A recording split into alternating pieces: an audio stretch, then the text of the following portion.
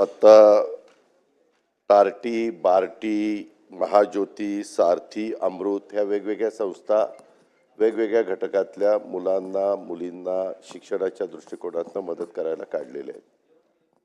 अध्यक्ष महोदय, ह्याच्यामध्ये थोडासा ओझरता उल्लेख आमचे संजय शिरसाट साहेबांनी मंत्री महोदयांनी उत्तर देताना केला.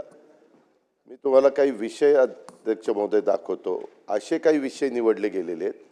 कुठल्या मुलांना द्यायचं, काही काही ठिकाणी एकाच परिवारातले 42-45 हजार रुपये मिळतात म्हटल्यानंतर 5-5 लोक PhD करायला लागलेत एका फॅमिलीतले.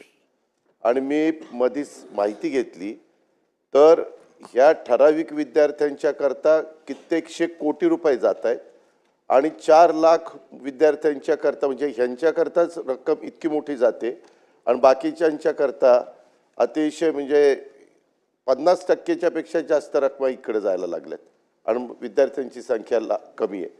आता त्याच्यामध्ये कॅबिनेटमध्ये याच्याबद्दलची खूप साधक-बाधक चर्चा झाली.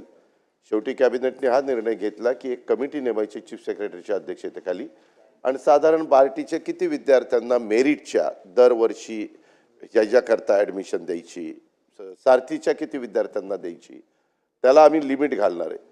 आणि ते पण मेरिटच्या विद्यार्थ्यांना मगाशी मंत्री महोदयांनी सांगितलं त्याचे विषय काय आहेत, ते विषय खरोखरीच त्यांनी डॉक्टरेट मिळवल्यानंतर त्याचा उपयोग उद्याच्याला त्यांच्या पुढच्या एकंदरीत कामकाजाला होणार आहे का नाही, ह्या सगळ्या गोष्टी थोड्याशा तपासून बघितल्या जात आहेत.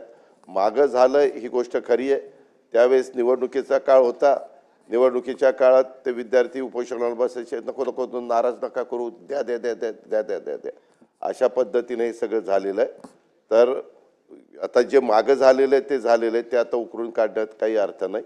त्याच्याबद्दल आत्ताच्याही पुरवणी मागण्या काल विनियोजन बिल जे मंजूर करण्यात आलं त्याच्यात पण काही तरतूद करण्यात आलेली आहे आणि त्याच्यातनं काही निधी निश्चितपणे ह्या सगळ्या संस्थांच्या करता देता येईल.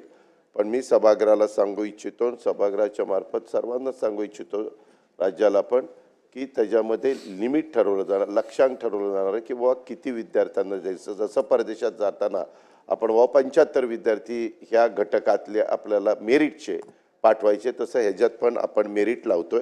आणि राऊतसाहेब, तुम्ही आपण एकत्र काम केलेलं आहे, त्याच्यावर तुम्हालाही माहिती आहे मी कधी कुठल्याही घटकावर अन्याय होईल अशा प्रकारची कुठलीही गोष्ट करत नाही. नेहमी समाजातल्या वंचित वर्गाला, ज्यांचे ऐपत नाही आई वडिलांची पण त्यांनी ते मेरिटमध्ये आहेत आणि त्यांना सरकार म्हणून आपण मदत केली पाहिजे आणि त्यांचे विषय चांगले आहेत, अशांना मदत करायला महायुतीचं सरकार हे प्राधान्य देतं आणि नेहमीच मदत करतं, पुढेही देत राहील.